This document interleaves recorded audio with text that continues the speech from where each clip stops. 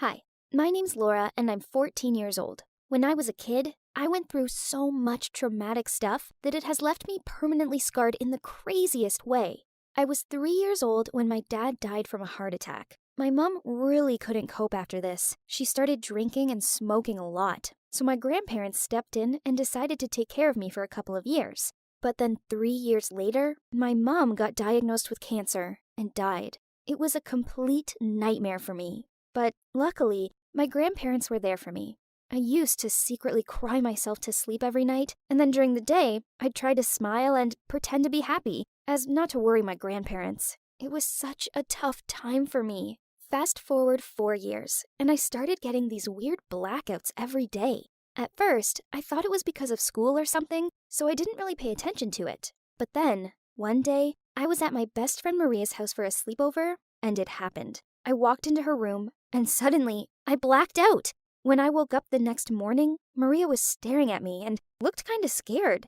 She said I'd acted like a completely different person the night before. I couldn't remember anything and felt so embarrassed, so I told her I needed to go home and rushed out of there. When I got home, I Googled blackout and memory loss, and suddenly, a page popped up saying DID symptoms, so I clicked on it to see what it said. It said things like, a person may experience blackouts and act differently, so I ran downstairs to tell my grandparents about it. They weren't surprised and said they'd noticed I'd acted a bit strange sometimes, so they called the hospital to arrange an appointment for the following day. Maria texted me to ask if I was okay, so I asked her to tell me about the night before. She said she'd asked me if I wanted to eat pizza for dinner, and I told her that I'm not hungry, which is weird as I'm pretty much always hungry. Then she said I just sat on her bed texting someone, and that I looked like a robot. I wasn't smiling or laughing or anything. It was kind of creepy, so she left the room for a bit. But when she came back, I was playing with her dog, looking all playful and hyper. All that really freaked her out. The next day, my grandparents took me to the hospital to get some tests done. I was feeling so scared by this point. I had to get an MRI scan on my head, and afterwards, the doctor walked me up to my grandparents and started whispering to them. I couldn't hear anything the doctor was saying, but the next moment, my grandma was crying. I felt so sad. I'd never seen her cry before, and I couldn't stand it. The doctor turned to me and explained that I have something called dissociative identity disorder, DID. Basically, this means I have multiple personalities, and in my case, I have 4. I've even given them names: Emily, Lily, Anna, and of course myself, Laura. The doctor tried to ask me about when this could have started and what could have been the cause of it, and it seems it had to be because of my parents passing away. That's the most traumatic memory I could think of. It's been a while ever since I was diagnosed. It has gotten my life much more complicated, but I've kind of worked my way around it. I once asked my grandma to help me figure out what these personalities were like, as every time it happened, I blacked out and couldn't remember anything. She had helped me ask the personalities the same questions and noted down things that happened. So, visual-wise, our styles are quite similar. We all like wearing jeans and crop tops, except for Lily. She prefers leggings and an oversized hoodie. The one thing about us that's really different, and by looking at this, you will be able to tell us apart, is how we do our hair. I like mine half up, half down. Emily likes hers down. Lily likes hers in a ponytail, and Hannah likes hers in a messy bun. We also found out that Emily likes pop music. Her favorite hobby is dancing, and she hates sweets. Any ideal date to her would be sitting by the window with her cat while sipping her tea. Then there's Lily. She doesn't like music at all, and she likes to go skating and eat healthy food. She spends all her free time at the skate park. Lastly, there's Anna. She's really quiet and likes classical music, reading books, and drawing. I too love drawing, so maybe my personality is closest to Anna's. Sometimes we would leave notes for each other on a piece of paper if we have something to tell the other personalities, as that's the only way for us to communicate. DID is something I've just had to get used to. The change usually happens anywhere between 2 to 6 hours after a personality takes control, but when I'm stressed, it can happen every 30 minutes. The longest I was one personality was 8 hours. It was Lily, and she went to the skate park and broke her leg. But luckily, we're okay now. Lily is definitely the rebel one. One time, she took my paints and wrote on the class bully's locker, "You are a loser, Mackenzie." I mean, it served her right. This girl was a serious bully. Usually, I can feel when I'm about to change personalities, but I can't decide which one will take control. Sometimes different things can trigger the change too, like some certain smell or the place or food that is special to a specific personality. Cool, right? It doesn't always go to plan though. On many occasions, I've burnt my toast or pancakes because I had a switch while making breakfast. I just froze there for a moment. It's kind of funny. And one time when I was 12, I was in a school play. I was playing the main character, and in the middle of the play, I changed personalities. It was so embarrassing. But before the play, I made sure all of my personalities knew the lines, so I think it was okay in the end. For the most part, people are understanding. My teachers know about it, and no one usually notices when it happens in class, as the only thing I do is change my hairstyle or the way I hold my pen. But some people are a bit mean to me. They say I'm faking it or doing it for attention, but I just ignore these people. They have no idea what it's like to live with this. Then there are nice moments, like the drawing my friend's little sister did for me. It had 4 girls on it, all of my personalities, and it was super cute. I also have had a girlfriend before, and she was super understanding. Despite me switching personalities during our dates, it was undeniably awkward, but we just laughed it off. All 4 of us loved her, and the same goes for everyone else in our lives. We've agreed on only meeting people that we all like, because if one personality doesn't like a person, it can get kinda annoying. And so, this is my life. 75% of the time, I am not Laura, not myself, but it's something I've just had to learn to live with. There's no cure, so all I can do is endure it and try to make life easier. And even so, I love myself, all 4 versions of me. Hi, I'm Sarah, and I'm here to tell you how my not-so-small problem changed the course of my life. When it comes to butts, well, there are lots of names for them, such as tush, behind, backside, bottom, and so on. Trust me, I've heard them all, countless times. You see, I have a big butt. In proportion to the rest of me then, well, it's undeniably massive. My mom and dad both have pretty big butts, so combine both of their genes together, and you end up with me. Ever since I was a little kid, strangers passed comments on the size of my butt. I remember being in a grocery store once, innocently looking in the candy aisle, when a woman came up to my mom and said, "Your baby, is she all right? Because her backside seems to be very big." Yeah, seriously, some people were that rude. And the older I got and the bigger my butt grew, then the worse their comments became. Teenage me, well, I had a hard time. At the time when I hit puberty, my butt became even more enormous than boys didn't look at my face anymore. Instead, they only seemed to notice my butt. One boy was staring at it so hard that he walked straight into his locker and gave himself a concussion. Then there were the seats at school. I mean, why did they have to be so tiny? I'd rather stand up than try to fit in them. But no choice for me, I had to literally squeeze myself onto it, then do a wiggle routine to get out of it, and in fact, whenever I tried to sit down, someone always pointed and laughed at me. Talk about awkward. This popular girl called Mary always went out of her way to tease me. One day, I was wandering down the hallways when Mary stuck her foot out and tripped me over, and then said, "No one likes you, tushy face." I looked up at her, and that's when I realized I'd had enough. I must do something to stop this. As she triumphantly walked past me, my anger flared up, and for a moment, I lost control. I rushed in and pushed her. The next moment, she fell down the stairs and lay there unconscious. I stood stunned watching her. I hadn't noticed that we were standing near the stairs. Seeing that, her group of mean girls rushed in and started to hit me. I just couldn't do anything but lay on the ground and keep my head. Then, a voice piped up at the back of the crowd. "Leave her alone. It isn't her fault that she has a big bum." It was this girl called Anita. After that, we started hanging out more, both in school and out of it. Having Anita by my side made me feel stronger, and the mean comments about my butt size didn't bother me so much anymore. My life at school got a bit better. Then one day, this rich kid at school was holding a huge senior party at his family mansion. For the first time in a long time, I felt confident enough to go. I arrived at the party wearing my cutest dress. I saw Mary with her large gang of wannabes, but I knew there'd be lots of trouble if she saw me, so I chose to avoid her. Then I spotted Thomas, the most handsome, sweetest guy I knew. I'd pretty much had a crush on him since preschool, but I'd always been too self-conscious to tell him about it.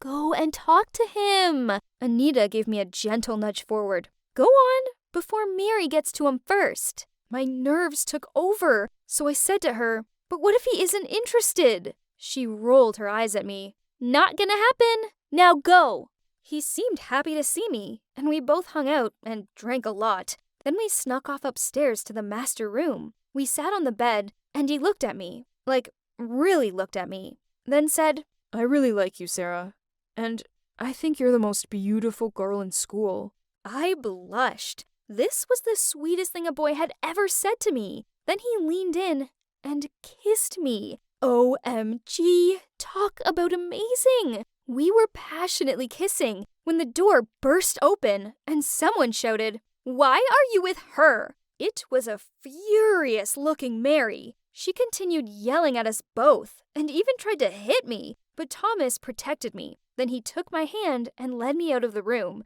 Mary continued to shout mean comments at me, but I didn't care. Thomas liked me, and she just needed to deal with it. A week later, Thomas asked me out, and I said yes. Being his girlfriend was the best thing ever, as he made me feel so special. Suddenly, having a big butt didn't seem to matter. In fact, Thomas said it only added to my beauty. Then one day at school, I was sitting in class when an announcement came over the speaker. Sarah Montgomery, please report to the principal's office right away. The principal said that Mary's parents had reported the fight between me and Mary, and I was the one who started it first. So I was expelled. I was so mad that I didn't even bother clearing up my locker. Instead, I just stormed out of there. I ended up at a different school, and I tried my best to focus on my studies. I wanted to go to college and study drama, as I loved acting, and believed my unique body shape would be a big selling point in the industry. Thomas and I continued to date. He always supported me and made me feel like I was capable of doing anything. I didn't see much of Anita anymore, but we kept in touch. One day, I was studying in a cafe when a man came over to me, passed me his business card, and told me that with a butt like mine, I could make serious money modeling. So that's how I became a photo model. Turns out the man hadn't been lying about the money. Okay, so I wasn't an actress yet, but I earned loads. Finally, the part of my body I was so ashamed of made me super successful. I paid off all of my college fees and gave my parents back all the money I'd loaned off them. A few months later, I was on a date with Thomas, and in the middle of dinner, he bent on one knee and pulled out a ring and said, Sarah, will you marry me and make me the happiest man alive? Overcome with joy, I shouted out, Yes, yes, yes, I will marry you! Finally, the day of our wedding arrived, and I was so excited. After everything I'd been through, I was finally going to marry my charming prince. I had the most amazing fairy tale dress and the perfect castle venue. Better still, Anita was there as my maid of honor. As I was dancing, I saw Jack, who was my drop-dead gorgeous cousin, and he just came to join my wedding party. Anita had always been looking to meet him. I was so excited and decided that tonight was the perfect time for Anita to get access to him. I went looking for her, but she wasn't on the dance floor or by the bar, so I searched upstairs. I was about to open one of the doors when I heard a male voice coming from within. I'll try and get some money off her. Just give me a few weeks, okay?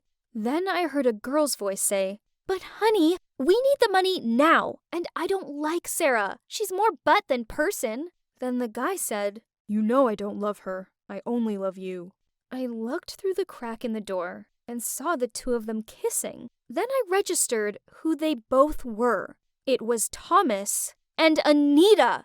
My new husband was kissing my best friend on our wedding day. Angrily, I ran into the room and threw my shoe at Thomas's head. Unfortunately, he ducked in time. Seeing me, Anita was extremely terrified and immediately ran out of the room, leaving just me and Thomas there. I shouted at him, You're a jerk! Anything to say? Huh? Thomas looked at me in panic and confessed to me all. So Thomas told me how he'd liked me back in school, but over time, his feelings for me changed, and he found himself falling for Anita. He was going to break up with me, but then I ended up being successful, Seeing as he'd been the one supporting me, he thought it was only fair that he got a share of my money. So him and Anita constructed this whole wedding plan to take half of my money. I was so shocked. I had to sit on the ground. My heart felt like it was shattering in my chest. Then I opened my mouth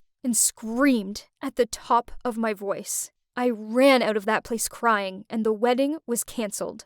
I'm not gonna lie, it's been hard. Being betrayed by the man I loved and my best friend was painful. I shed a lot of tears over them, but I refused to shed any more. Turns out, Thomas wasn't the man for me, but I believe that my perfect man is out there somewhere. My backside may be exceptionally large, but I'm still a real person with real feelings. I only wish the world was more understanding, but for now, I'm using my butt to progress in my career, and I have a feeling I'm gonna be just fine.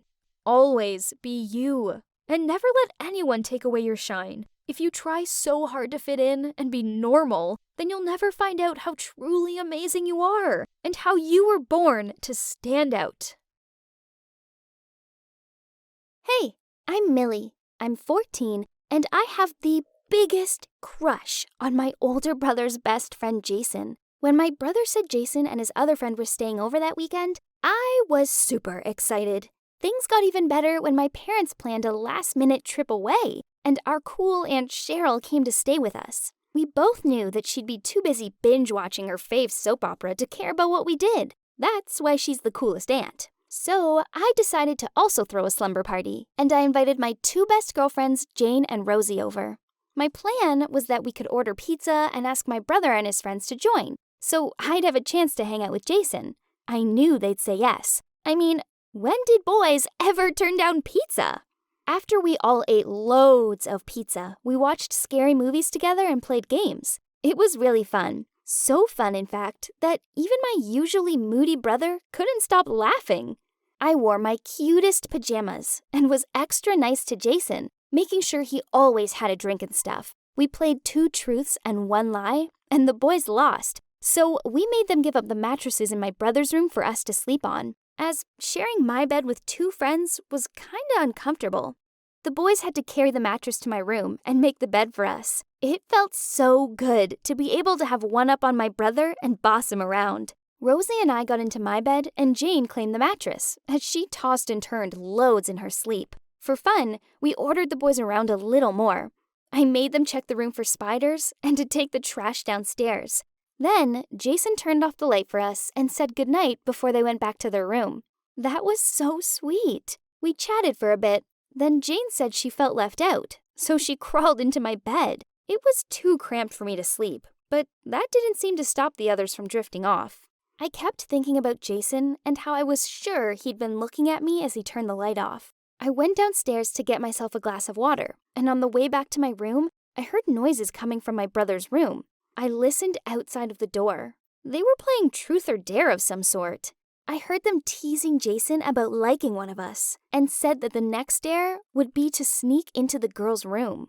Worried that they'd walk out and see me, I quickly ran back to my room. I didn't even have time to climb into my bed, so I threw myself onto the mattress and laid still. Then, a while later, I heard footsteps. It must be Jason. His shadow got closer to me, and it felt like he was leaning down. And then he kissed me! OMG! I tried my best to pretend like I was asleep. Then I couldn't hold it in anymore. I kissed him back. He gently stroked my hair, then left. I couldn't believe it! He liked me too? And that was my first kiss ever!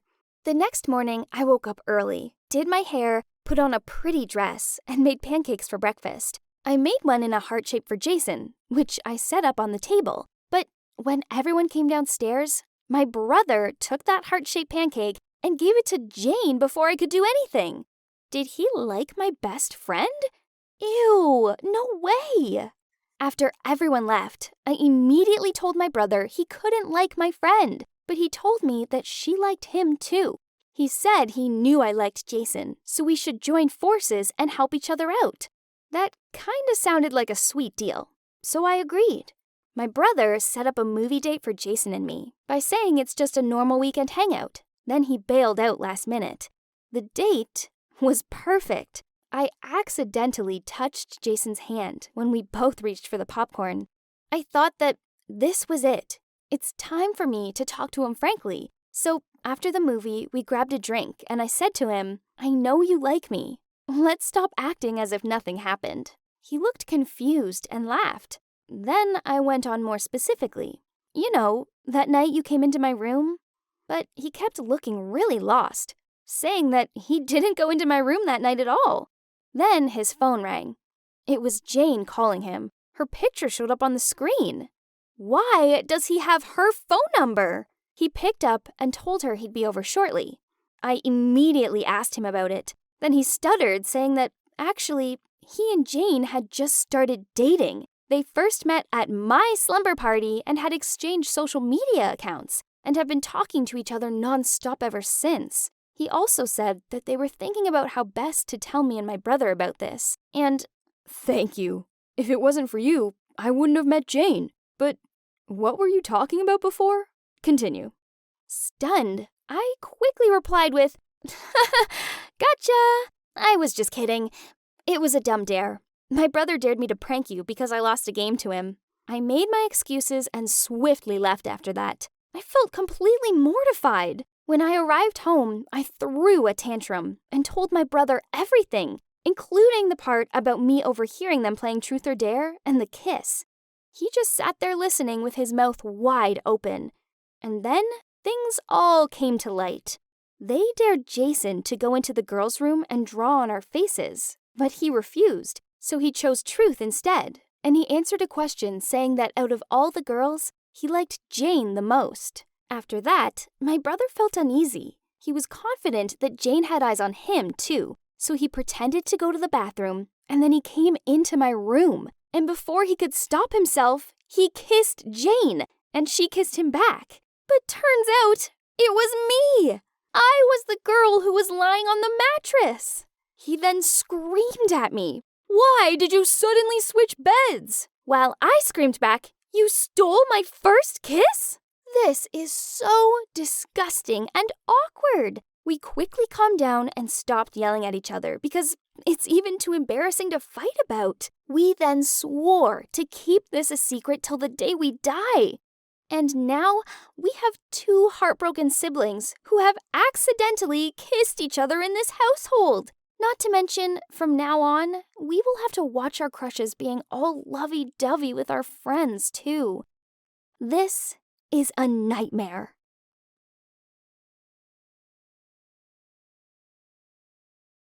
Hey guys, Ellie here, again. I'm going to share with you the final part of my story, and trust me, you won't want to miss it. In part 2 of my story, my revenge plan really got underway. Brian went to New York to work for 3 months, and I managed to seduce Clark. Now we're dating, and I almost have all the info I need to make Sasha's company crash. But after an amazing day out with Clark, I came home, and you will not believe what was waiting for me. Brian was there. He was sitting in my living room, and he looked so angry. He'd flown home that afternoon and couldn't wait to spend that weekend with me. But when he arrived at my house, to surprise me, I wasn't there. He was about to call me to ask where I was when he received a photo from his friend. It was of me and Clark. Turns out his friend had seen us sharing a picnic by the Golden Gate Bridge and had sneakily taken a photo of us kissing each other and sent it to Brian. And he was mad. He started shouting at me, saying, "How could you cheat on me like this?" He looked heartbroken, and all I could do was cry. I couldn't even explain myself because the truth was much worse. If he knew it was just to hurt his mom, he'd never forgive me. In the end, he stormed out, leaving me there crying. But I had to be strong. I had to focus on my revenge. I didn't have time to sit and cry over Brian. For now, I'd have to put him to the side and try not to think about him. When Monday rolled around, I was exhausted. I'd barely slept the whole weekend and couldn't bear going to work. But I had no choice. The day dragged by, and by the time 5 p.m. rolled around, I waited until everyone left, and then I went to Clark's office. I gave him a hug, and he started massaging my neck and said, "Baby, you look so tired. What's up?" I replied, saying, "No, I'm good. In fact, I'm much better now that I've seen you. Although I wouldn't say no to a cup of coffee." Of course, Clark happily went and made me one. And as soon as he was out of the room, I ran to his desk and started rummaging around looking for the documents. But I couldn't find them anywhere. Had he put them in a drawer? I quickly checked, but while I was doing that, Clark walked back into the room. "Ellie, what are you doing?" I got the fright of my life and stood up saying, nothing, just helping you tidy up your desk. It's such a mess." At that moment, my phone suddenly beeped. I went to grab it, but Clark got to it first. Oh no. Suddenly his face changed as he read my text. Then he said, "What's going on, Ellie? You better explain yourself quick." He handed me my phone back, and I couldn't believe it. It was my old colleague Amy asking if I'd got the last document yet to show how the app was put together. I felt so sick, and I knew I couldn't lie anymore. I looked back up at Clark, and in tears I told him everything.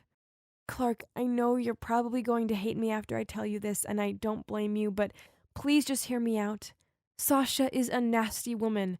She was actually my dad's mistress when I was a kid, and she tore apart my family.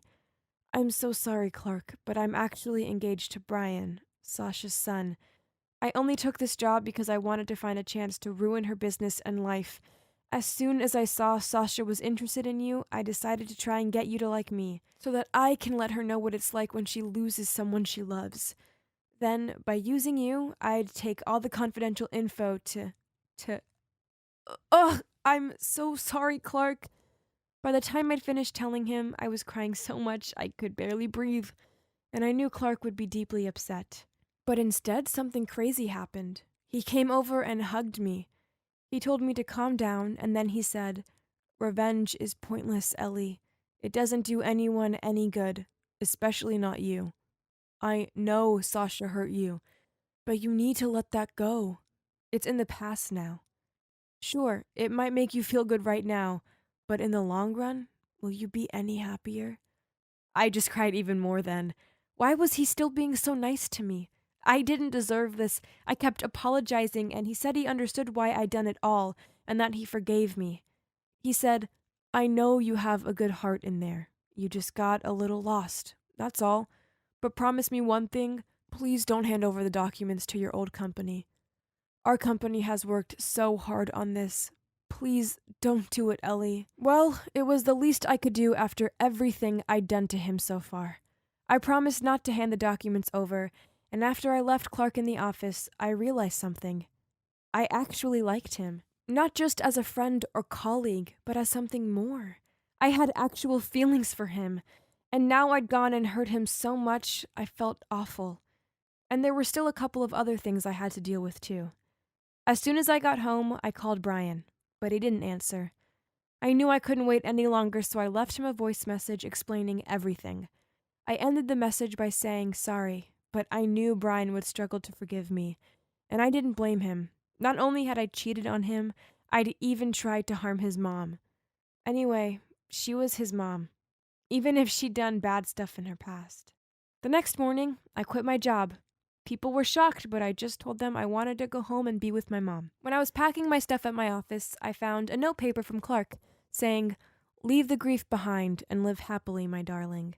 A good girl like you deserves happiness." So Clark wasn't angry with me at all. That's enough. Now I could leave without any worries. Over the next few days, I packed up all my stuff and left San Fran. My heart was aching the whole time, but I knew I needed to get out of there and clear my head. I just checked in at the airport when Brian called me. I was so nervous to answer his call, as I hadn't heard back from him since I left the voice message. I held my breath as I accepted the call and prepared for him to shout at me, but it didn't happen. Still, with his usual sweetness and calm, he told me he was so shocked by my message he hadn't known what to say to me. It had taken him a few days to think everything through, and now he said he was ready to talk. "I'm not mad at you, Ellie," he said, "but you should have shared your childhood stuff with me earlier. And why didn't you tell me that it was my mom your dad ran off with? We could have worked through this. I'm so sorry my mom was the one that tore your family apart, but she's different now. Please just give her a chance.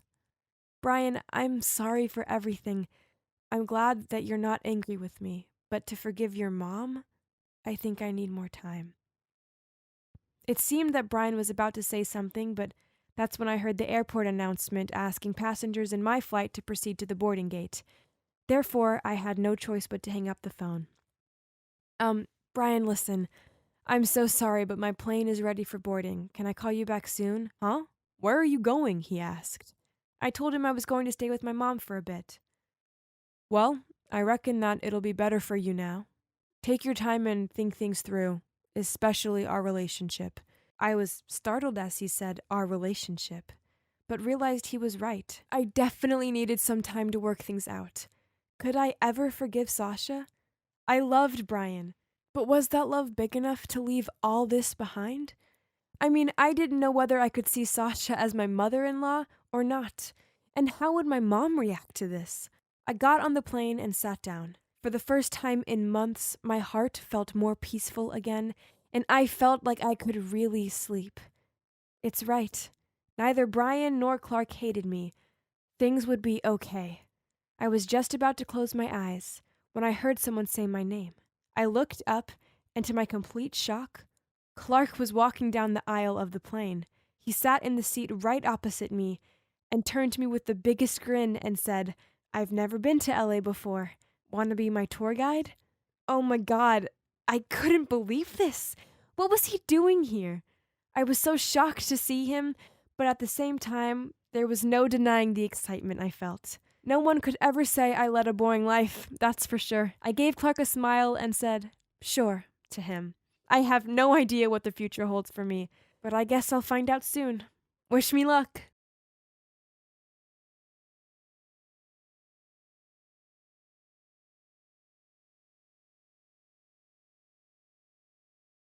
Hey, I'm Ryan, and I'm here to prove why it's impossible for guys and girls to just be friends. Yeah, I know it's the 21st century and all, but I only reached this conclusion through experience. My ex Carrie was friends with this super annoying guy called Chris.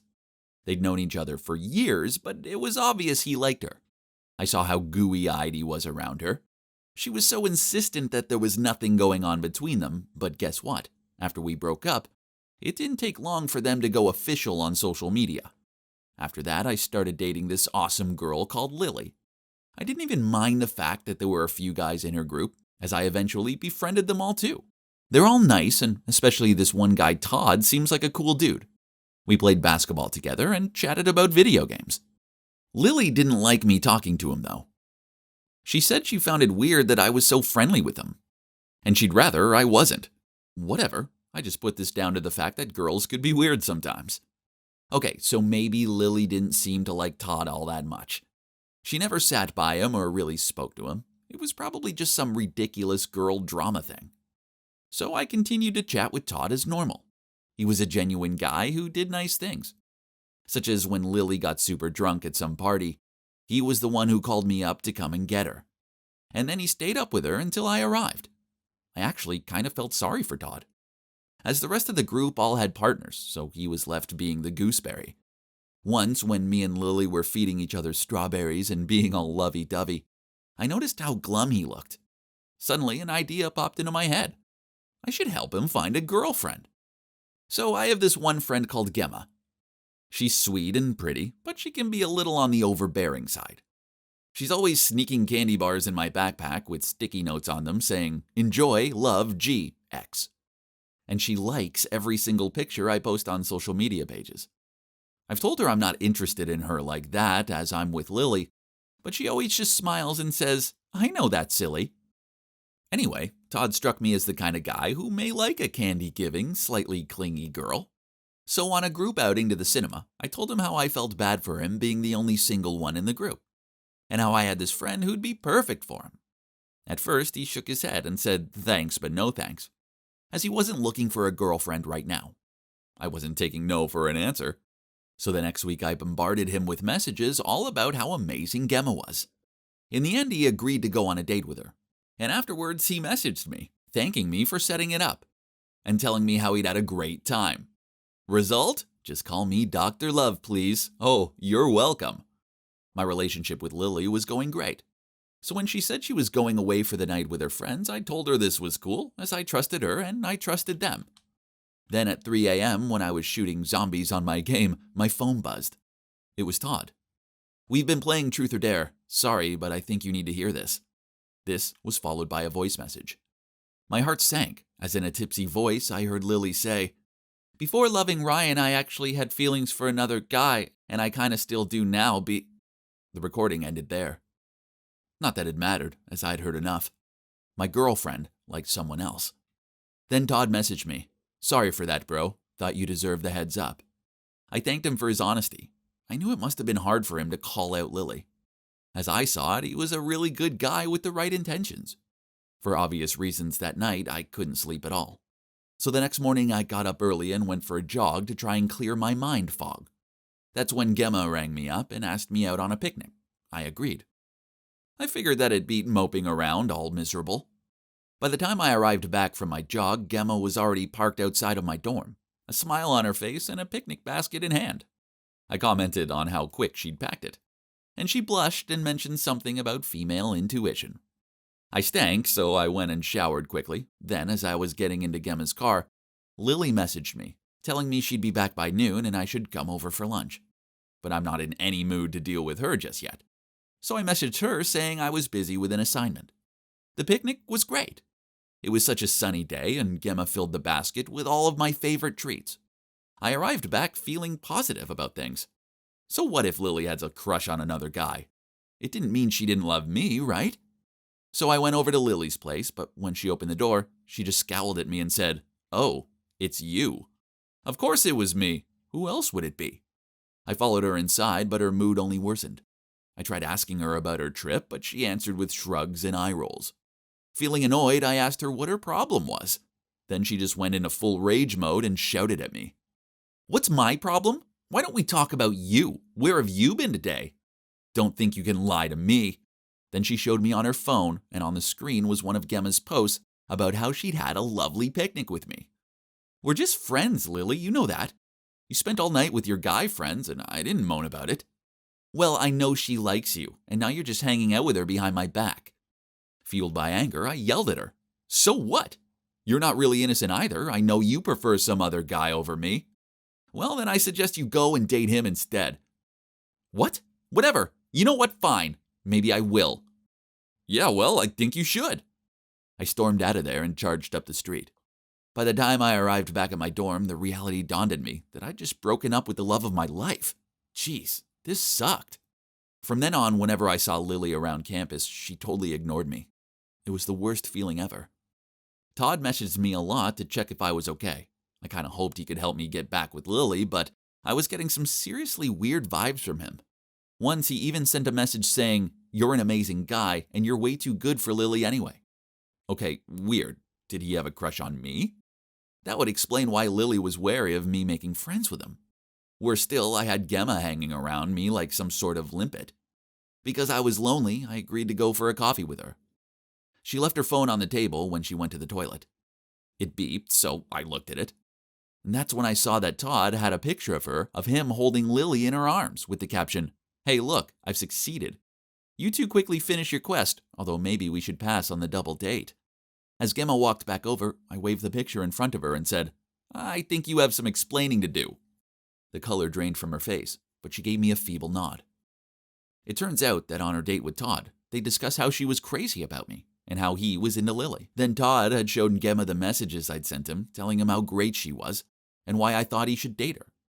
So he made out I must secretly like her and suggested they come up with a plan to split us up.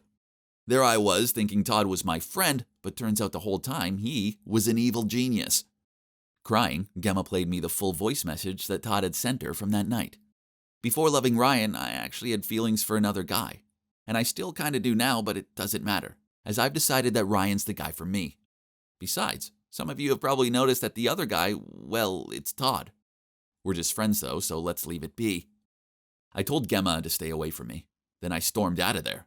She shouted after me, but I ignored her, and I've been ignoring her ever since. So there we go. In the end, opposite-sex friendships never bring any good. I wanted to believe that guys and girls could just be friends, but clearly they can't. I've given this a lot of thought. and decided to tell Lily everything. She deserves to know what a cruel and conniving guy Todd is. I don't know how she'll react, but I know I have to let her know, right? I hope she gives me another chance, but it might be too late. Todd tore us apart with his mind games, and I stood by and let him. Geez, I miss her. Wish me luck.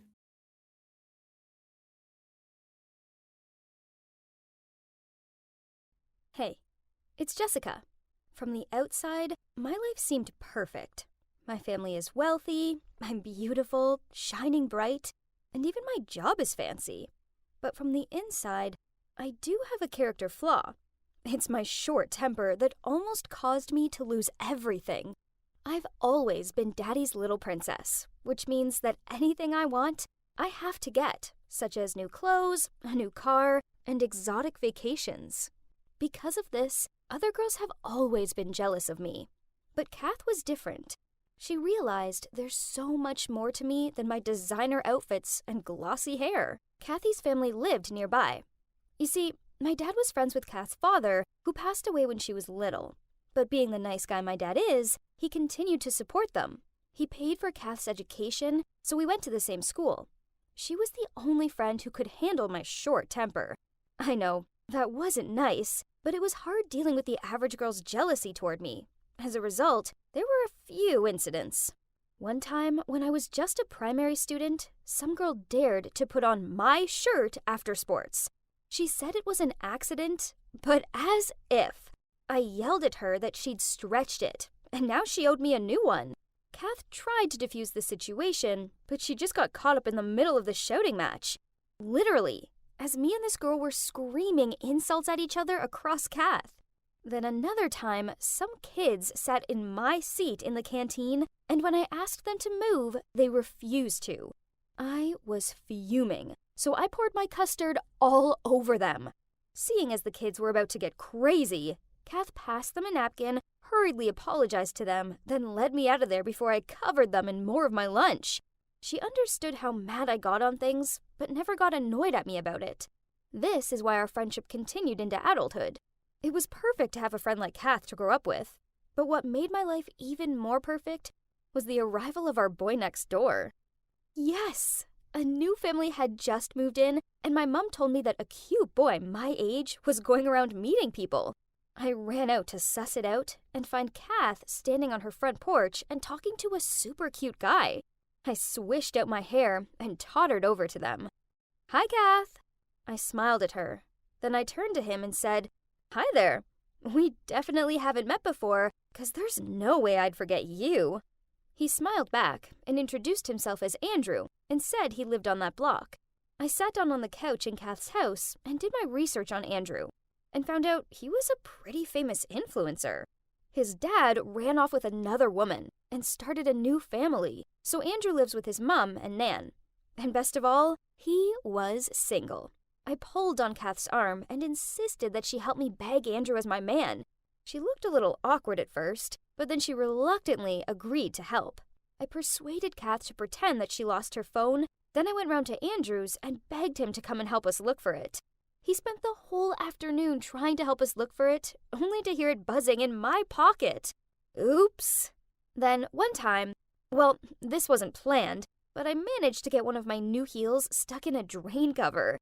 I was standing there yelling at it when Andrew walked past and told me to take my shoe off. I refused. Did he have any idea how expensive they were? He just laughed and told me to lean on him while he carefully unwedged my shoe. Whose heart wouldn't melt for this gentle guy?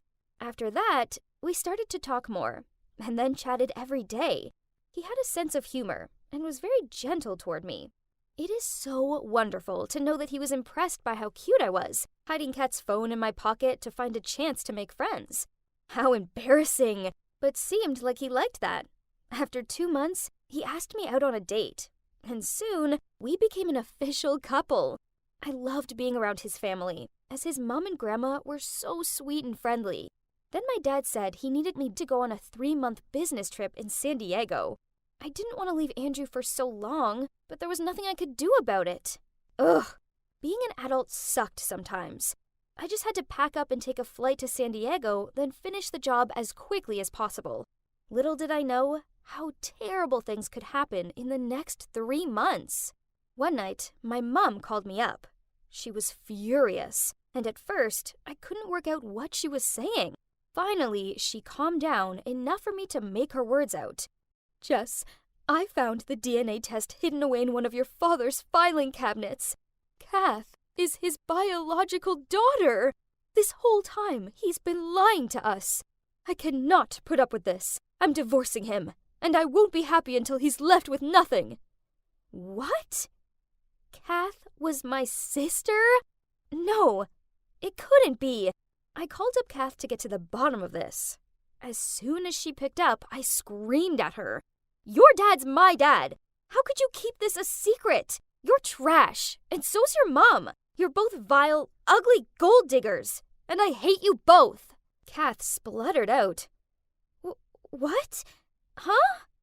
I don't understand. You heard me. You're trash, and so's your mom. She's nothing more than a man-eating, money-obsessed liar, and I hate her. Sobbing, Kath replied, Don't talk about my mom like that. This only made me angrier, so I yelled, I will say what I want to. I hate you, and I hate her. I hope you both fall down a pothole and never get out. Suddenly, I heard a voice say in the background, Who are you talking to? And why are you so upset? I knew that voice. It was Andrew's. Why was he with Kath? I was about to scream out at her to stay away from my man, but she hung up. I immediately tried calling Andrew, but he didn't answer. I was so angry I screamed out, then went into the kitchen and started smashing glasses onto the floor and swiping things out of the cupboards. The next day, Andrew called me. I thought he was going to try and worm his way out of what he did, so I answered with a, Oh, hi, Andrew. It's nice to finally hear from you. He replied, Hi, Jess. Look, I have something important to tell you. It's my grandma. She's in the hospital, and I can't afford the medical bills. I hate asking, but please, could I borrow some money? Furious, I yelled, Who do you think you are? You did the dirty behind my back, and now you have the cheek to ask for my help? It's none of my business, dude. He fell silent, then hung up. At first, I was fuming. How dare he do that to me? But once I had time to calm down, I thought maybe I had overreacted a tiny bit. I mean, I could have given him a chance to explain, so I tried calling him again, but he didn't answer. I called Kath, and in my calmest voice, I asked her to tell me what was going on. She said she had no idea that my dad was also her real dad, and it was a lot for her to process. Then she said that she was only around at Andrew's last night because his grandma had a fever, and she was trying to help. But then her fever worsened, so she was taken to the hospital. I felt pretty bad about it all, so I tried calling Andrew again to sort all this mess out, but he'd blocked my number. I transferred him some money over towards his grandma's expenses, but he sent it straight back to me. It was so hard being so far away from Andrew and not being able to go and talk things through with him. I missed him like crazy. Because of this, I confided in Kath loads, and she kept me in the loop about how Andrew's grandma was. Apparently, she wasn't well at all. Then, one day, she came up with an idea to help. She told me to send money to her account, and she'd give it to Andrew, and tell him it was from her. Then, when his grandma was better, she'd tell Andrew the truth about where the money came from, and he was sure to realize how much I cared for him and forgive me. I thought this was a great idea, so I sent Kath the money. Then things got weird. She went super quiet and then stopped talking to me altogether. Then 2 months later, through social media, I found out that Andrew was getting married. To Kath! What? After having a screaming frenzy, I calmed down enough to book a flight home. I took an Uber to Andrew's house and pounded on his door. He answered, and on seeing me, he slammed the door in my face. I wasn't leaving until he spoke to me, so I sat on his doorstep. It was only when it started to rain that he eventually opened the door, and in a gruff tone said, Okay, you have 2 minutes. Then I want you off my property for good. Look, I know you're mad, and I'm sorry, but why are you ignoring me? I tried to make amends for what I did. I sent you the money. I know. I sent it straight back, remember? He grunted. Not that money. The money that Kath gave to you and said was from me. What? That money was from her, not you. You're jealous. You found out I was marrying her, and you're here to ruin our lives. No, I'm not. Please, it was me. I wanted to help. I pleaded, but he tutted, then slammed the door again. I stood there, a soggy mess, and his words sunk in. Kath had lied to Andrew about the money. Why would she do that? Furious, I stormed around to her house and was about to press the buzzer down until she answered when the door opened, and I saw Kath stepping out with Andrew's mom. I jumped out of sight and listened. Andrew's mom was thanking her for all her help and saying how much she couldn't wait for her to be her daughter-in-law. What? As soon as his mom walked off, I jumped out of hiding and confronted Kath. You're a liar! Kath was surprised seeing me, but then she just shrugged and said, whatever, then walked toward her door. He's my man now, not yours, she added, looking back at me. You traitor! I screamed at her as I charged towards her. We got into a fight, and there was a lot of hair pulling. Finally, Kath managed to get through her entrance door and lock me out. She grinned at me through the window, so I shouted at her, Kath, you just wait! You won't get away with this! A few days passed, and their wedding day arrived. It was in some super swanky golf resort. I tried sneaking in through the entrance, but 2 guards stopped me. Ugh! Kath must have pre-warned them about me. So I had to find another way in, which involved climbing through a tiny gap in the hedge. A bodycon dress wasn't my best choice, and I had twigs in my hair and grass stains all over me. Still, out of breath, I showed up at the aisle and waved the evidence of bank statements and messages between me and Kath in Andrew's face, and shouted, Look! This is all the proof you need to show that I sent the money to Kath to help your grandma, and she's a filthy liar! Andrew looked shocked, but he took the evidence from me. No, she's making it up! Kath's eyes widened in alarm as she tried to grab the evidence out of Andrew's hands. Seeing her reaction, he pulled it away from her and looked through it, his face falling when he discovered the truth. How could you lie to me about this? He stared at her. You told me that Jess cut all contact with you. Teary-eyed, Kath glared at me and said, You get everything! The nice clothes and the lavish lifestyle, yet you act like a spoiled brat. I was sick of hiding in your shadow and defending you for all your childish outbursts. I liked Andrew from the beginning, but no, you had to have him. Through gritted teeth, Andrew told her, It's over, Kath. I never want to see you ever again. After that, she rushed up the aisle in a frenzy of white fabric and sobs. Geez, talk about making an exit. That was 3 months ago, and a lot has changed since then. My dad eventually managed to persuade Mum to forgive him, although he had to buy her a new car and take her on a month-long island getaway. Also, she insisted that she never wanted to see Kath or her mom ever again, so Dad arranged for them to move to another city. This worked for me, as I never wanted to see Kath again either. I know I have a short temper, and I overreact sometimes, but I honestly believed that Kath was my friend. It hurt knowing that she didn't care about me at all. She just wanted my life. As for Andrew and me, now we're back.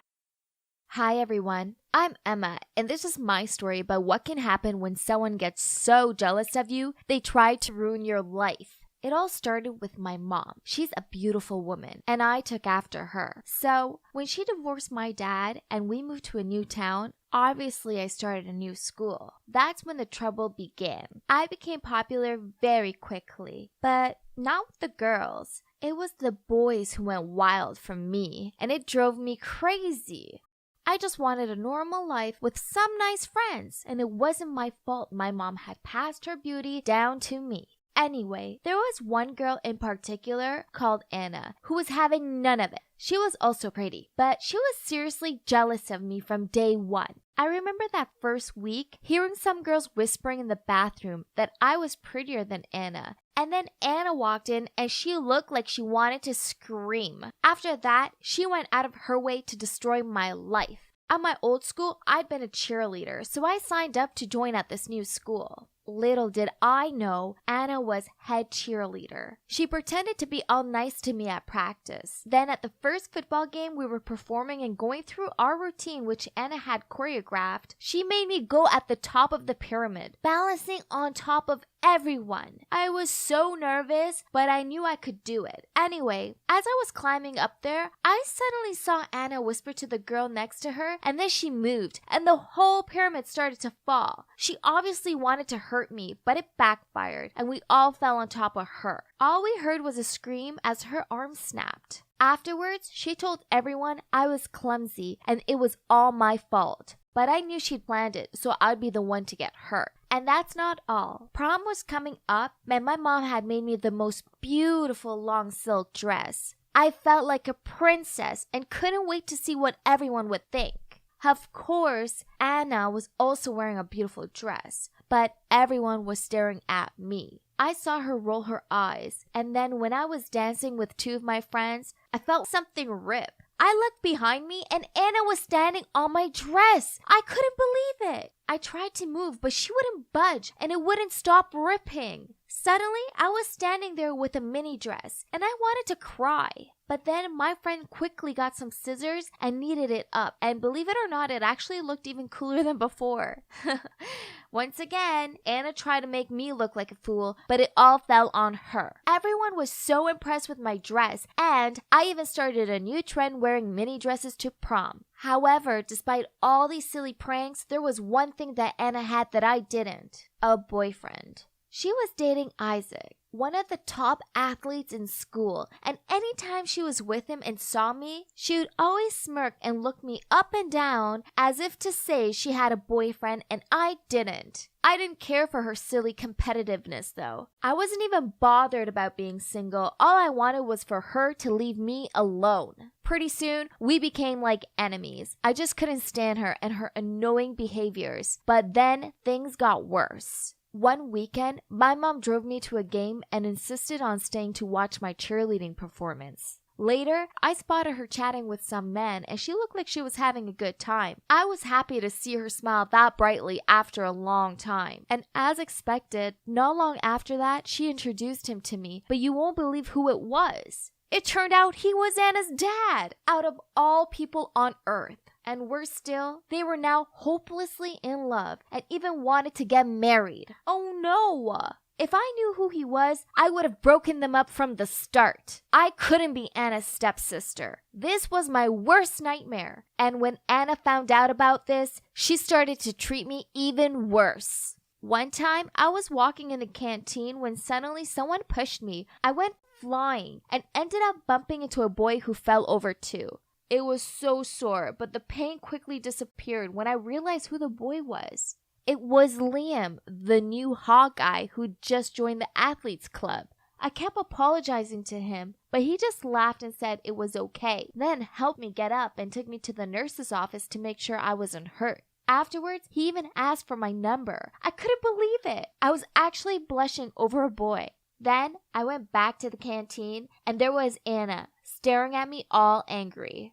I didn't even have to think twice about who'd push me. Obviously, Anna. Well, thanks to her silly prank, now I had a cute guy interested in me. And for once, I was actually interested in him too. It didn't take long before we became a couple, and then we were pretty much attached at the hip. I also joined his athletes practice, and because Isaac was there too, Anna was always there as well. She just glared at me with dagger eyes whenever she saw me. I didn't get what her problem was. Anyway, one time, the athletes club suggested we all go see a movie, with girlfriends included. In the theater, Anna sat behind me and kept kicking my chair. I turned over and asked her to stop, but she wouldn't. I could feel the anger welling up inside me and I thought I was gonna explode, but I didn't want to embarrass myself in front of Liam. So I decided I needed to stay as far away from Anna as possible. That wasn't easy though. Our school had organized a big athletes competition with another school, and so Liam was always practicing. I always sat in the stands and watched him. And on the day of the competition, Anna came and sat next to me. I almost froze. What was she up to?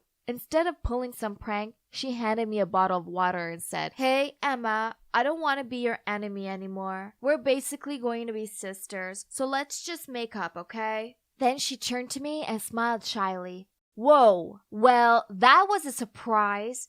I felt relieved though and said, "I thought this day would never come. I hated things being all awkward between us." Anna just smiled at me again. And then we came down to the field where Isaac and Liam were warming up for the race to wish them luck. Finally, the competition began. Anna and I sat together, cheering our boyfriends on. As expected, Liam won first prize and Isaac came in second. I was so happy for Liam and ran out to the field to hug him. But suddenly, some of the organizers approached him and escorted him off the field. I had no idea what was going on, but I saw Anna smirking at me and then walking away. What was that for? After a while, the organizers came back and said Liam had been caught doping. So now the first prize would go to Isaac. What? There was no way Liam would do something illegal like that. He'd never used any kind of substance to perform well. He was just naturally talented. Everyone started saying mean things about Liam, and I couldn't bear it. So I went to find him. I saw him sitting in the corner of the locker room looking shocked. When he saw me, he shook his head and said, "I didn't use doping. You have to believe me, Emma. I'm not that kind of guy. All I did was drink the water you gave me." Oh my God, the water bottle! Anna had given it to me, and I must have passed it on to Liam to hydrate before the competition. I thought she was being nice, but of course she wasn't. This was Anna we were talking about. She'd planned this. She was seriously too much. I ran to find her and I was raging. She was happily talking to the other athletes, so I grabbed her wrist and pulled her away. "How could you? Are you trying to ruin Liam's life?" I yelled at her. Anna wasn't even bothered. She just smirked and said, "Yup, I am, and so what?" I was shaking by that point and I said, "You're crazy. Why did you do it? What has Liam ever done to you?" "I did it 'cause I hate you. You stole everything from me, including Liam." Huh? I was so confused. Since when did Anna like Liam? Well, Isaac appeared at the exact moment and he obviously heard what she said. He started shouting, "You told me you did that to help me win, but no, you're a complete liar. So you're just jealous of Emma, huh? Okay then, now you can run after Liam as you wish. We're over." Anna was shocked and tried to explain that she'd done it for him, that he was misunderstanding her, but he wouldn't even look at her. He said, "You won't get away with this, Anna. I'm gonna tell the organizers right now." Anna tried to get him to stop, but he pushed her away, and she ended up falling onto the ground where she burst in tears. Ha! She deserved it. I went back to find Liam, and the organizers announced that there were some problems with the results and that the competition would be repeated the following weekend. Liam looked so happy and hugged me. Everything worked out in the end. Well, at least for Liam and me. Liam still won first place, and now he's going to compete in the international competition. As for Anna and Isaac, well, they broke up, and Anna moved to another city with her mom. And Isaac got kicked out of the athletes club. On another note, my mom and Anna's dad are getting married soon. And even though I can't stand Anna, I'm still going to go because it'll mean a lot to my mom. At least I don't need to live in the same house as Anna. She's got to be the most jealous person I've ever met, and it's not done her any good. Envy really is poison. It's much better to just be happy with what you have right now, right? Sometimes in life, we do things we might not be proud of. But honestly, if I had to go back and do it all again, I wouldn't change a thing.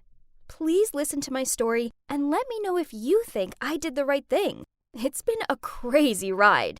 I'm Delilah, and I grew up as an orphan. When I was only 5 years old, my parents were arrested as they belonged to some kind of mafia. I didn't have any relatives, so I was sent to an orphanage. I was too young to really understand it all. I just thought my parents were so busy with work, they didn't have time to take care of me. But later, I understood that my parents were bad people, and that they'd often hit me and even starved me whenever I was naughty. Over the next 4 years, I was adopted by 3 different families. The first 2 didn't end so well, so they sent me back. But the third family was really nice. Unfortunately, luck wasn't on our side, though. There was a car accident. I was lucky enough to survive, but my adoptive parents didn't make it. I was devastated and got sent back to the orphanage. I didn't understand why I was so unlucky. It really felt like the universe was punishing me. Years passed by and no other families adopted me. So as soon as I turned 18, I left and decided to start on my own. But it wasn't easy. I'd had no real education and I couldn't find a decent job.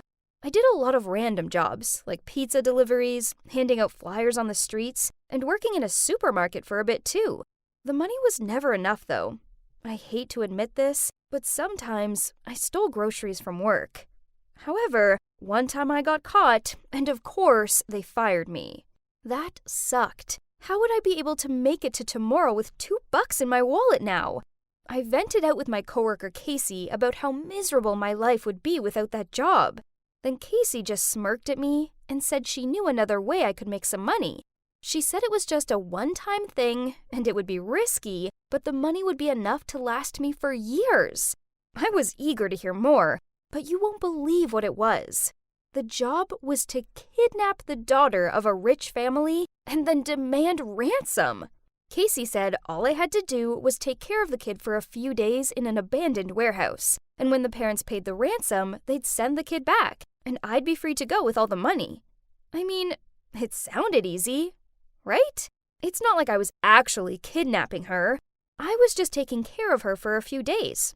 More like a babysitter. So nothing could go wrong, right? The little girl was called Lisa, and she was just 2 years old. Her parents, Mr. and Mrs. Taylor, were well known, and they were stinkin' rich.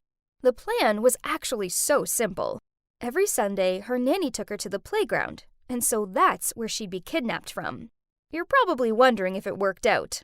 Well, I'm not in jail right now, so there you have it. I was waiting in the warehouse, and they delivered Lisa to me. Now, all we have to do is wait. The warehouse was pretty shabby, but it had enough to survive. And at first, Lisa cried a lot, and I seriously couldn't get her to stop. I tried playing her Baby Shark on YouTube. Believe it or not, it worked, and she stopped immediately. Later that night, though, Casey called and said Lisa's parents refused to pay and that the police were involved. Oh my gosh! So now what? They couldn't just leave me here with this random kid. The only option Casey could think of was that me and Lisa should hide out at Casey's grandparents' farm for a couple of years. That's when the case died down and everyone had forgotten about it. We could just leave Lisa outside a police station. This was insane! But what choice did I have? Lisa's face was now plastered on every newspaper and webpage. Also, not to mention the fact I knew nothing about raising a kid. What a disaster! But hey, at least I'd get to move to a farm. So the next morning, Casey's cousin, who drives vegetables from the farm to the city, picked us up and drove us safely to the farm. It was perfect, because Casey's grandparents didn't own a TV or the internet, so they knew nothing about the missing kid. Casey told them I was a single mom and had nowhere else to live, so they warmly welcomed us and said in return I could help them out on the farm. Those first few weeks were torture. Lisa was so naughty. Every time I fed her, she'd throw her food around. And once, she threw a hot bowl of soup over my head. After that, I was tempted to let her starve. I couldn't handle it. To be honest, I hated her. I regretted so bad getting involved in this mess every time I saw her face. But then one night, she was lying on the bed, and I was impressed. She'd finally chilled out. I went to wake her up to take her down for dinner, and she was on fire! I started panicking and went to find a thermometer, and her temp was 39 degrees Celsius. I had to get her fever down. I asked Casey's grandparents to help me buy some medicine for her. I was seriously panicking because she was shaking now. I just picked her up and held her in my arms, and I realized I would protect this little girl no matter what. She looked so innocent, and I actually felt my heart open up to her. We must have fallen asleep because I suddenly woke up an hour or so later and was relieved to see her body temp was back to normal. After that, I felt closer to Lisa. And honestly, she was pretty cute. Soon, I was sewing her little dresses and cooking her favorite foods. We actually had so much in common. We both loved mac and cheese, hated carrots, and were addicted to chocolate. Pretty soon, a year had flown by, and Lisa was starting to speak. And then she started to sing. And oh man, she's the most adorable thing on earth. Then one day, she turned to me and said, "Mama." I almost cried. I felt so happy, but it wasn't right. I had to give her back to her parents. She didn't deserve to live a life away from them, like I had with my parents. So I did something crazy. I saw Lisa's parents were looking for a part-time maid, so I used a fake name and applied for the job. I wanted to see if it was safe to take Lisa back without getting caught, but it was immediately clear that something wasn't right. It was like they didn't even miss her. I mean, imagine if your child had been kidnapped. Surely you'd be crying a lot, right? This family was different. All they seemed to do was work.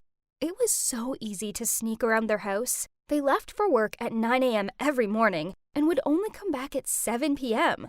The only one I had to be careful of was Mrs. Garcia, the housekeeper. One day, I was searching for Lisa's room to see if I could get some of her toys, but I couldn't find it anywhere. There wasn't a single room that looked like it belonged to a 2-year-old. Had they seriously already packed up her room? Just given up hope? So, I decided to search the basement, and jackpot! I found a box full of toys. But that's not the only thing that was there. There was a crumpled up photo, too. I got curious and unfolded it, and saw a little girl in the photo. I froze. That little girl wasn't Lisa. She was about 5 years old and looked familiar. It's like I've seen her before. Could it be? Is that me? But why did Lisa's parents have a photo of me? Suddenly, Mrs. Garcia appeared and said, "What are you doing down here? I knew there was something fishy about you. I'm going to call Mr. Taylor." She quickly took out her phone and was about to dial his number. I grabbed it from her, but oh man, this old lady was strong. We were fighting over her phone, and then she let it go. She looked shocked and pointed at me, then in a trembling voice said, You are Delilah, aren't you?" I was stunned. How did she know my real name? Oh God, she must have known I'd kidnapped Lisa. I was probably about to go to jail. But then she continued speaking, and I thought I was going to faint. Lisa's parents were also my biological parents, which made Lisa my sister. Mrs. Garcia had recognized me because she saw the scar on my arm, which she said I'd got from falling out of a tree. She'd worked for my family since before I was even born. But then she said something that shocked me even more. "Don't come back to this family, Delilah. Please, it's for your own good. If you stay, you'll be in danger like poor little Lisa. They didn't care about her at all. They often left her starving, and then she got kidnapped. They haven't even bothered to look for her. They're cruel and heartless, and all they care about is money. Having a kid was just part of the cover-up for them and their illegal business. I really hope Lisa is in a safe place now. Anything is better than this family." Oh my God. This was seriously crazy. After all these years, I'd finally found my parents. But deep down, I knew Mrs. Garcia was right. If Lisa and I came back, our lives would be hell. Before I left the room, I asked Mrs. Garcia one last question. Did my parents look for me when they got out of jail? Mrs. Garcia shook her head sadly. Let's be honest, though. I knew the answer before I even asked. So I went back to the farm and continued to take care of Lisa. Now that I knew she was my sister, I loved her even more and promised myself that I'd give her the life she deserved. It's been 10 years now, and we're doing great.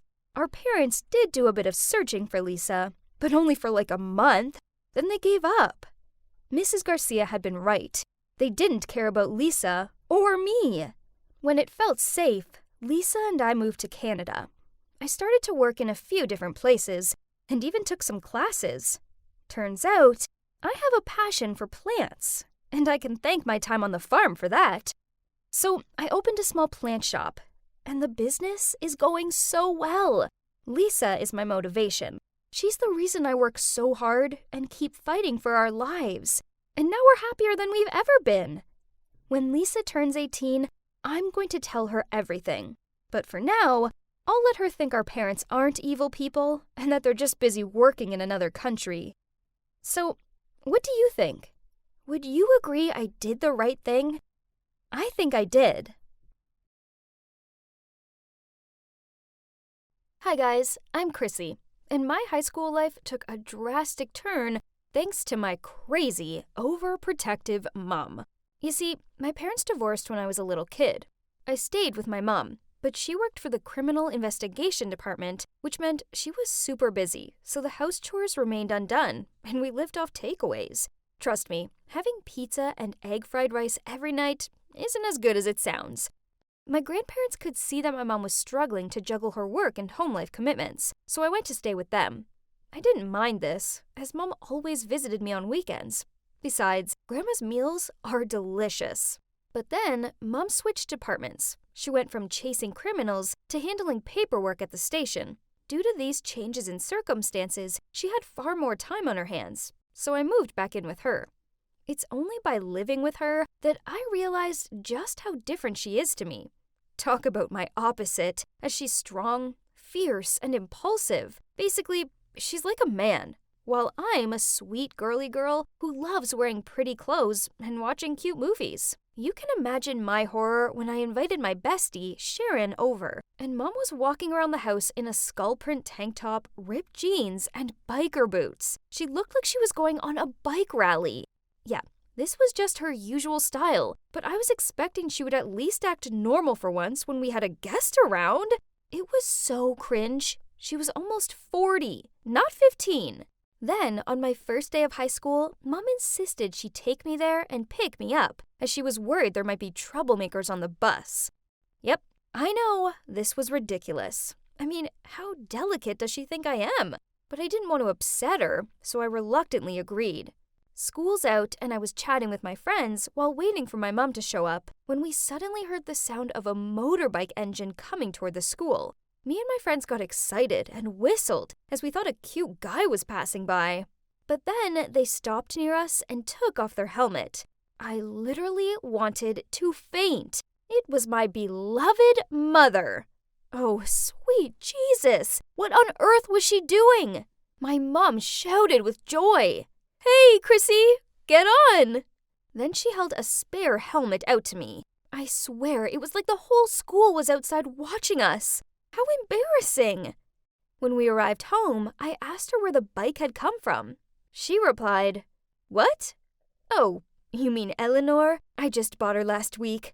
The weather is so nice today, so I thought I would bring her along."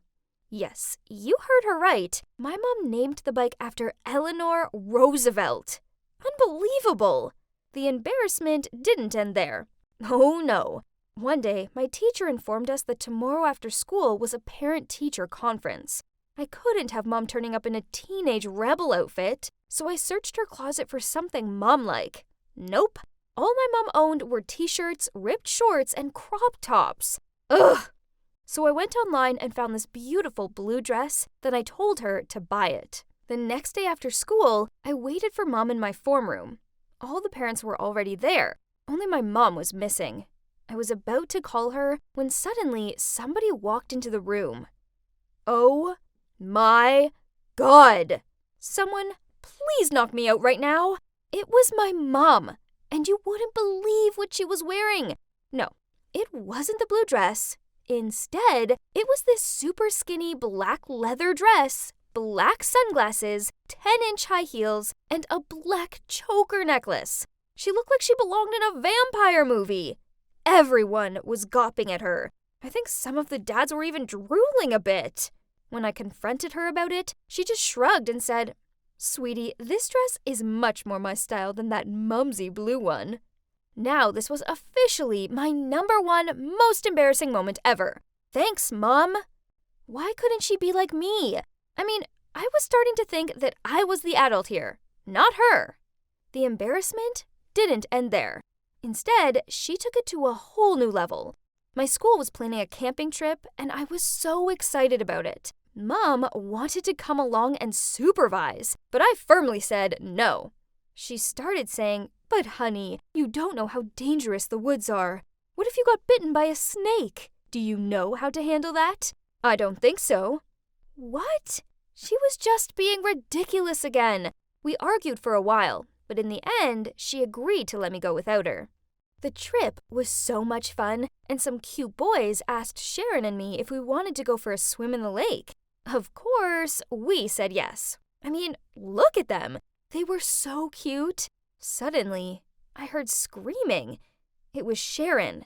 She said someone was hiding in the bushes and watching us. That was so creepy. The cute boys said they'd go and check it out, but then this person jumped out of the bush and did a judo throw on them. Wait a minute. I know that move. Could it be? Oh no! It was my mom! What was she wearing? She was in full army gear. She even had binoculars. Jeez, Mom, what were you doing looking like a G.I. Joe? I couldn't hold my tears and I cried out, "Oh my God, why can't you leave me alone? You're ruining everything!" Then I ran back to the camp. She left after that, but I felt so embarrassed for the rest of the trip.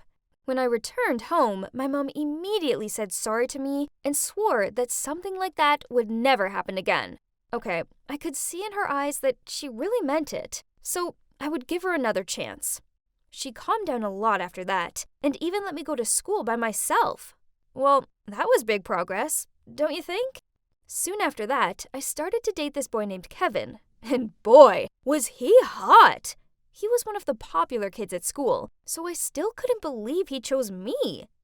I don't know how Mom found out about him, but she did, and she insisted on inviting him over for dinner.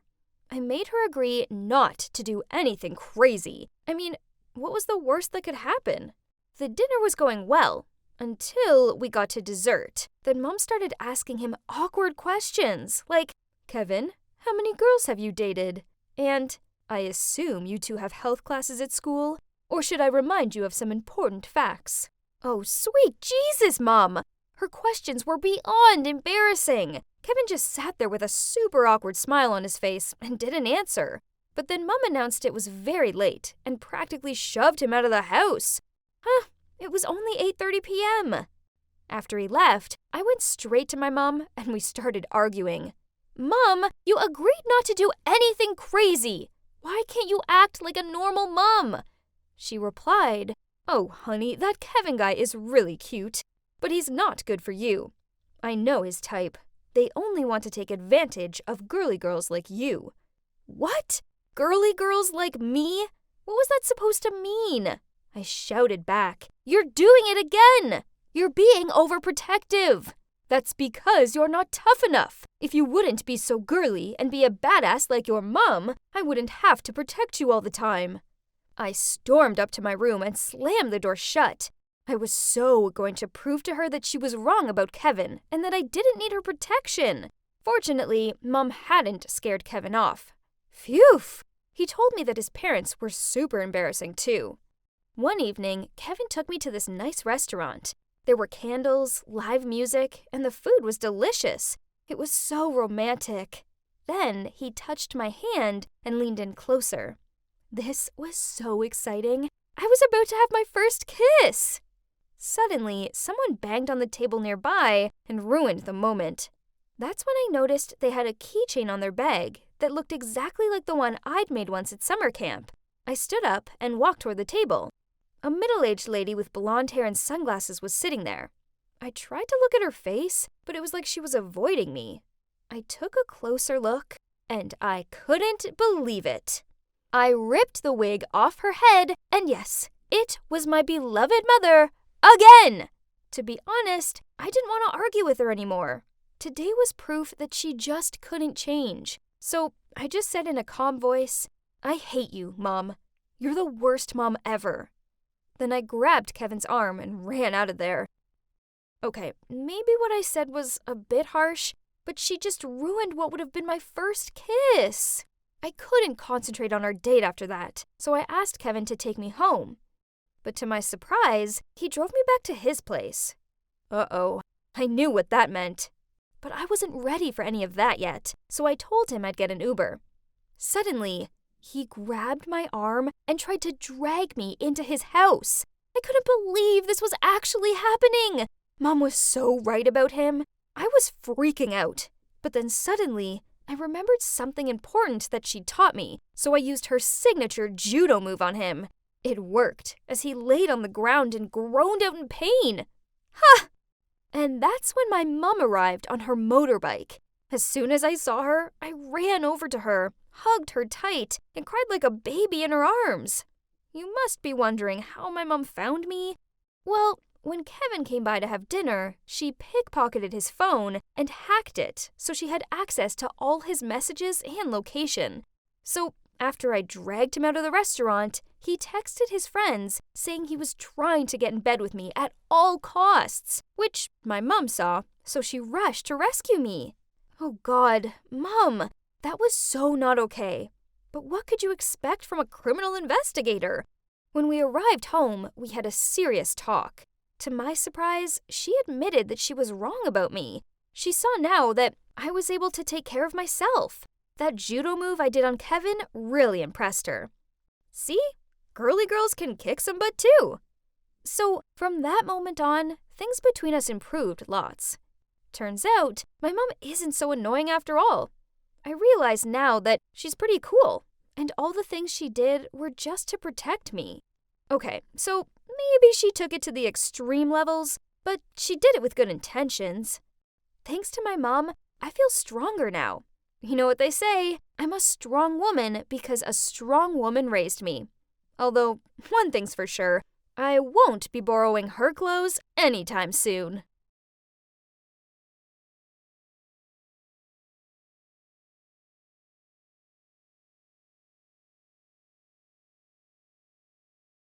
I opened the drawer and, there it was. I'd been looking for this magazine for ages. But as I closed the drawer, I noticed something else. A photo hiding under the magazine. There was a woman and 2 kids in the photo. A boy and a girl. I was so confused. Who were they? I turned it over and there was a message on the back that said, "This is my new number. Call me more often. I miss you so much." Suddenly my mom came in and I was about to ask her about the photo, but she got mad and started screaming at me to get out of the room. "Never, ever come into our room again. Do you hear me, Aaron? We have private stuff in here. You know the rules." I was just looking for the magazine, I said, and quickly tucked the photo inside before running out of her room. Actually, I knew I wasn't meant to go in my parents' room, but I was doing a school essay on sustainability, and I'd seen an article in my mom's magazine about it a few days back. So I'd searched the whole house to try and find it. Eventually, I knew the only place it could be was their room, so I snuck in. Usually their door was locked, so I was in luck. Ever since I was a kid, I had been forbidden to go in there, but I had no idea why. Back in my room, I couldn't stop staring at the photo. Were these my relatives or something? Long-lost cousins? The boy in the pic looked totally like my dad. Oh no. Reading the note behind it again, suddenly I thought this could be another family of my dad. Do you know what I meant? Yes. What if my dad had a secret family? Maybe he'd cheated on my mom and had this whole other secret life. My inner detective was going crazy. There was nothing else for it. I had to get to the bottom of this and find out the truth. I searched online for the phone number and couldn't believe it when a girl the same age as me popped up. I started scrolling through all her photos and suddenly saw one of a young guy holding a baby, and the caption said, "Miss the old days of being daddy's little girl." This was insane. I was certain the young guy in the photo was my dad, and I needed to talk to the girl ASAP. I messaged her and told her we were related. I even sent some photos of me taken with my dad to prove it. I was shaking when I saw her reply pop up. My dad never mentioned you, not even once. That hurt me so much. I couldn't believe this girl was actually my dad's daughter too. Now, how am I supposed to break this news to Mom? She'd freak out. I couldn't bear the thought of seeing this crush her. So, I decided to go clear things up myself first. A few days later, my dad was going on a business trip to Boston. Again. He was always going to Boston. I'd always believed he was just super busy at work, but now I knew the truth as my dad's secret daughter had confirmed she was also from Boston. I mean, of course she was. So, I told my mom I was going to spend the weekend at my friend's house. And the moment my dad left, I jumped in a cab that I'd called and asked the driver to follow him. When we got to Boston, I saw my dad stop outside of a house and then glance around as if he thought he was about to get caught. Then he got out of his car and rang the doorbell. A woman came to open and immediately they started kissing. Then a young girl appeared and, yep, it was exactly the people in the photo. I was shaking so much, I actually dropped the money for the cab. It felt like my dad had punched me in the chest. I was so upset.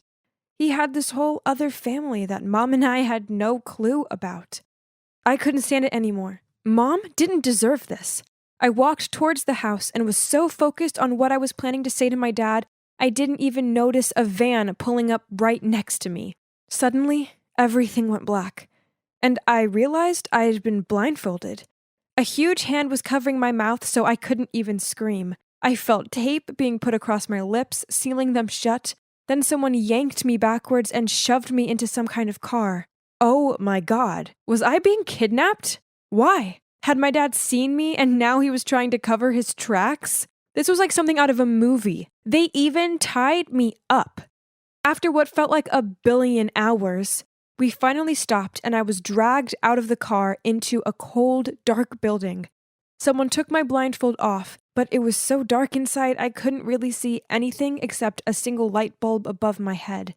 The tape across my mouth was pulled off and I was untied.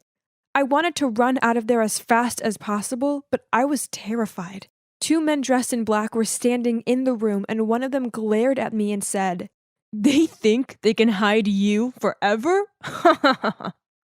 "Who are you?" I shouted. "Where am I? If it's money you want, call my dad. Please, just let me go," I said, in what must have been the shakiest voice ever. "Don't worry, we're not going to hurt you. We don't even need money. It's your parents we want. In 3 weeks, they'll be out of prison, and then they'll need to come here to get you back. Then we can really punish you for knowing too many secrets about us." I had no idea what they were talking about. Prison? My parents aren't in prison. You've got the wrong person. One of the men just laughed and said, "It's been 12 years, and yet you still don't know about it." Then he walked off laughing his head off. What? What were they talking about? None of this made any sense. My dad was a businessman, and my mom was a housewife. This was all some big mix-up. It had to be. They'd locked me in that dark room. I tried to scream and bang on the door, but no one heard me. Or if they did, they didn't care. The next few days were some of the worst of my life. I didn't think I'd survive. Twice a day someone slipped food under the door, and I spent most of the time trying to think of ways to escape. There was no window, but there was a small air vent, and if I could just open it, I thought I might be able to crawl through and get the heck out of this disgusting, shabby place. Lucky for me, they'd given me a fork to eat with, and slowly I'd been using it to loosen the screws on the grid of the vent. Finally, on the 3rd night, I waited until everything was dead quiet, and I got into the vent. I crawled through and managed to get out. I was at the back of some old abandoned warehouse, and as I stood up to stretch my legs, someone covered my mouth from behind. Oh no! How had I got caught so quickly? But then I heard a voice. "Shh, are you okay?" I almost screamed. It was my mom. "How did you find me?" I asked. But she just grabbed my hand and said, "Let's get out of here, then I'll explain." We climbed through a small gap in the fence, and then I saw a black car by the road. I started to panic again, but my mom told me it was for us. And then as we climbed in, she said to the driver, I got her, James. Let's go. It was only then that I finally took a look at my mom and realized what she was wearing. She was in all black and looked like a spy or something. Mom, what's going on? My mom bit her lip and said she couldn't hide it from me anymore. What she told me next was unbelievable. Turns out my parents weren't even my real parents. My biological mom and dad used to be members of this mob, but 12 years ago they'd been given an impossible task and they refused to do it, so their boss said he'd harm me as their punishment. My parents had no choice but to turn themselves in and ask the police for protection for me. In return, they gave the police some confidential info about the mob. Whoa, I was shocked. So, you're not my mom? My real parents are in prison? I felt like my head was spinning. How could my life get so crazy?